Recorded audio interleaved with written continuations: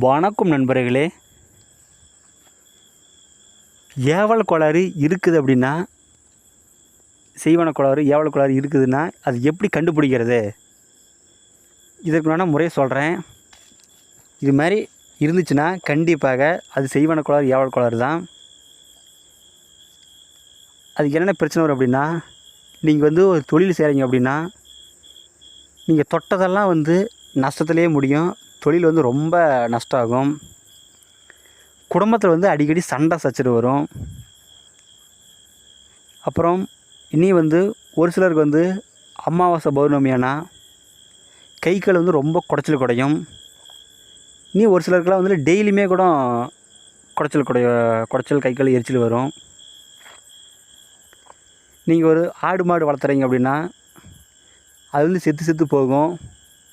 உங்கள் முகமெல்லாம் ரொம்ப கருத்து போகும். சரிங்களா? இந்த மாதிரி பிரச்சனைலாம் வருது அப்படின்னா கண்டிப்பாக அது ஏவல் கோளாறு தான். இதெல்லாம் நீங்கள் பார்த்து சரி பண்ணிக்கங்க. ஏன்னா ரொம்ப விட்டுட்டீங்க அப்படின்னா உயிருக்கே கூட ஆபத்து வரும். அல்லது இது மாதிரி நிறைய பிரச்சனைகள் வரும். சரிங்களா?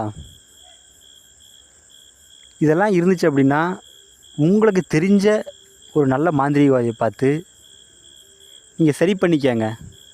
இல்லைனா அது மிகவும் பாதிப்பு ஏற்படுத்தும். நாளாக ரொம்ப அதிகமாக பாதிப்பு வரும்.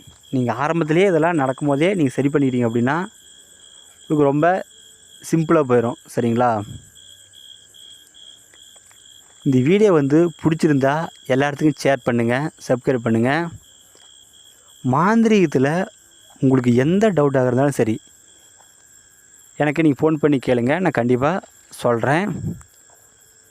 நீங்கள் மாந்திரீகம் கற்றுக்கணும்னு நினைக்கிறவங்க கூட நேரில் வாங்க, நான் தெளிவாக கற்றுக் கொடுக்குறேன்.